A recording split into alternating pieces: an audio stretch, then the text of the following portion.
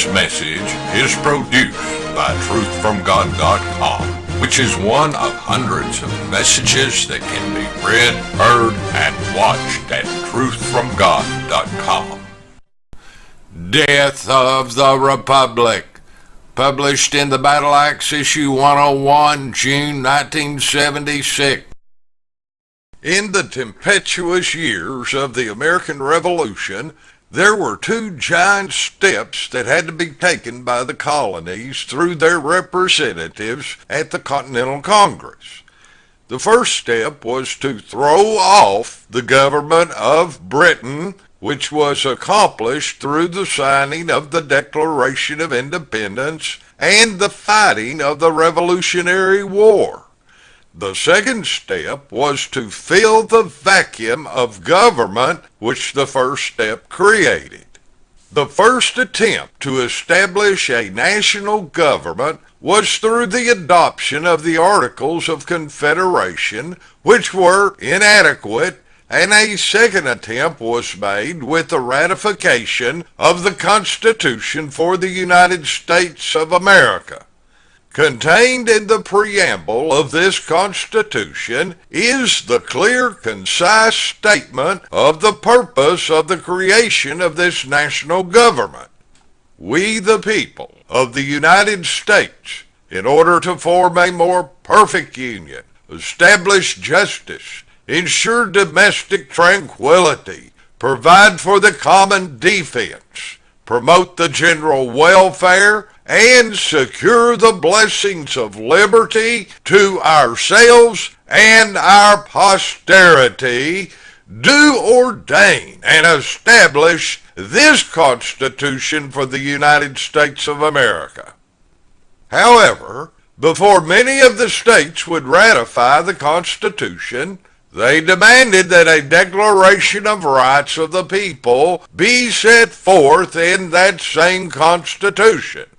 This Declaration of Rights was attached as an appendix to the Constitution and became known as the Bill of Rights. These were the 10 commandments that government could not violate. If it did, then the Constitution would be abrogated and the Union automatically dissolved. During this time, there were two views of government expressed and followed by the early administrations. One was the Federalist view, whose advocate was Alexander Hamilton. The other was the Republican view, whose leading spokesman was Thomas Jefferson. The principles of these two forces were in direct opposition to each other. The Federalist position was the old monarchal principle of a strong central government, while the Republicans' position was the new principle of the sovereignty of the colonies, the states. The Federalists made great advances under Washington's and Adams administrations, with the appointment of Alexander Hamilton as the Secretary of the Treasury. Jefferson's grounds of opposition to the Secretary of the Treasury were that Hamilton despised the Republican form of government, was a monarchist in theory, sought by administrative means to subvert the Constitution and gradually convert it into something like that of Great Britain under George III. Being the Secretary of the Treasury, Hamilton was able to contrive financial measures aimed at accumulating new powers in the hands of the central government. Part of this plan involved bribery of the legislature, that the votes by which it was in great part carried were recorded by a corrupt squadron of representatives and senators interested in public debt and bank script. Indiana's Jefferson described Hamilton as so bewitched and perverted by the British example as to be under thorough conviction that corruption was essential to the government of a nation. Madison had been associated with Hamilton when the United States Constitution was drawn up, but soon after that came a separation between the two. Madison in his old age said to his friend Nicholas P. Trist, "I deserted Colonel Hamilton, or rather Colonel Hamilton deserted me. In a word, the divergency between us took place from his wishing to administration, or rather to administer the government into what he thought it ought to be, while on my part I endeavored to make it conform to the Constitution as understood by the convention that produced and recommended it, and particularly by the states' conventions that adopted it." Since strong central government was the theme of the Federalist, it was necessary that the government always be expanding and growing. This would require ever-increasing funds, and the Federalists knew that the populace would not bear the heavy burden of taxation unless they were made to think that it would only continue for a short time. The people would only agree to this temporary tax burden in order, 1, to pay off the national debt, or 2, to support the national defense in a time of war. Therefore, either the Federalists were increasing the national debt through deficit spending, or they were making preparations to involve America in a new foreign war. The beginnings of the 1800s saw the defeat of the Federalists in the legislative and executive branches of government with the election of Thomas Jefferson as president. The Federalists had entrenched themselves in the judicial branch of government for life and thereby dominated the federal courts. In spite of this, the Republicans began to reorganize the national government. In Jefferson's inaugural speech on May 4, 1801, the theme of republicanism was simply and yet profoundly expressed. With all these blessings, what more is necessary to make us a happy and prosperous people? Still one thing more, fellow citizens, a wise and frugal government which shall not take from the mouth of labor the bread it has earned. In December 1801, Jefferson sent a message to Congress, which again clearly set forth the aims of republicanism. Considering the general tendency to multiply offices and dependencies and to increase the ultimate term of burden which the citizens can bear, it behooves us to avail ourselves of every occasion which presents itself for taking off the surcharge, internal taxation, that it never may be seen here that after leaving to labor the smallest portion of its earnings on which it can subsist, government shall itself consume the residue of what it was instituted to guard. A wise and frugal government was Jefferson's main goal, and for the first time, the job of balancing the budget and paying off the national debt was undertaken, and Gallatin was appointed Secretary of Treasury with this awesome responsibility. Gallatin was so skillful in the accomplishment of this task that even though in 1803 customs produced $2 million less than in 1802, yet $15 million was provided for the Louisiana Purchase, and all the needs of the government were taken care of with an added $700,000 expenditure. The national debt began to be paid off, and all this was done without imposing a new tax. Republicanism was simplicity in economy and government. Not only did Jeffersonian republicanism aim at paying off the national debt, but also its goal was to keep America out of foreign wars. Neutrality was the watchword. President Jefferson wrote Foreign Ambassador William Short that America must stay out of European politics. To be entangled with them would be a much greater evil than a temporary acquaintance in the false principles which have prevailed. Peace is our most important interest, and a recovery from debt. Jefferson knew through experience that war meant 1. Conscription of life, 2. Conscription of wealth, 3.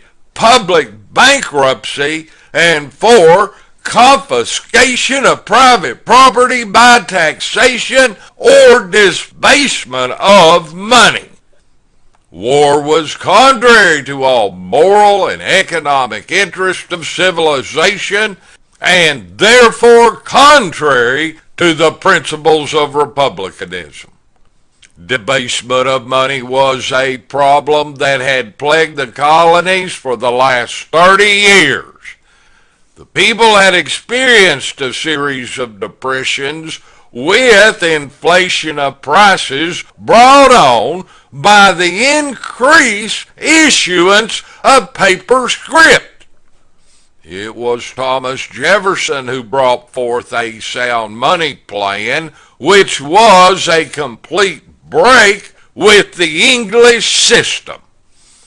Jefferson concluded that in order to avoid depressions caused by debasement of money, American money had to be hard money, not worthless paper. This is expressed in the United States Constitution in Article 1, Section 8, which says, "The Congress shall have power to coin money and to provide for the punishment of counterfeiting the current coin of the United States." Article 1, Section 10 even limits the power of the states in the matter of money by saying, "No state shall coin money, emit bills of credit, make anything but gold and silver coin a tender in payment of debts." Only by loose federalism perversion of the Constitution could its clear wording be twisted to imply that the privately owned Federal Reserve Bank could print paper script and call it money. Its notes are not lawful money, nor are they redeemable for lawful money. The Federalists tried to set up a national bank like the Federal Reserve in 1790. Hamilton drew up the plan for the national bank, which Jefferson immediately opposed. Mr. Jefferson charged that a system had been devised at the Treasury and a series of laws passed under which the states were being deluged with paper money instead of gold and silver. The poison had been injected into the veins of government, and the Constitution was being changed into a very different thing from what the people thought they had submitted to. There had now been brought forth a proposition far beyond any ever yet advanced, on the decision of which would depend whether we live under a limited or an unlimited government. Not only were these Republican principles firmly established during Jefferson's 8 years as president, but also during the 16 years of the following administrations of Madison and Monroe. Federalism was supposed to have died during this period, but instead it only withdrew into its stronghold of the judiciary.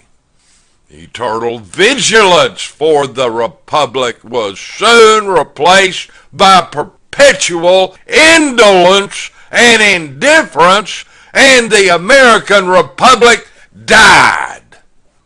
This event transpired so slowly that it came without public observation. Through the process of time and the unceasing efforts of the judiciary, the cancerous federalism consumed the host of healthy republicanism. The American public was not aware of what was happening to its government. The federal judges determined the success or failures of the lawyers who practiced in their courts, and only those lawyers who were patrons of federalism were allowed to wax rich. These wealthy Federalist lackey lawyers were then able to gain key positions in government through the power of their money. Today, the judiciary controls both the executive and legislative branches of government. In order to verify this fact, find out how many positions in these branches of government are currently held by lawyers. The Federalist judiciary, through its courts, judges, and servants of the courts, lawyers, has established a Federalist government in America. Compare the principles of federalism with those of republicanism, and you will know beyond doubt that even though there is a Republican Party in name, the Republic is dead. Difference in principles. Federalism despises the Republican form of government. Sovereignty of government. Government control of the people. Supremacy of federal rights. Complex, unlimited bureaucracy. Growing national debt. New foreign wars. Increasing taxation. Establishing a national bank. Issue paper money. Subvert Constitution. Corruption of legislator. Executive decrees laws. Republicanism, esteem Republican form of government. Sovereignty of the people. People control of the government. Supremacy of states' rights. Simplicity of limited government. No national debt. No foreign wars. No internal taxation. No national bank. Issue hard money. Conform to Constitution. Honesty of legislature. Legislature passes laws. Even the most naive can readily see that today's government is not based upon republicanism, but is totally on federalism. However, this is not the time to mourn the death of the Republic, but rather to rejoice in the coming death of federalism. When the cup of federalistic abuse is overflowed and can be contained no more, then the national public will arise from its perpetual sleep of death and throw off this alien bondage of federalism. With this will come a completely new age and a glorious government, Yahweh God's kingdom in earth. Novus Ordo Seclorum, the new order of the ages.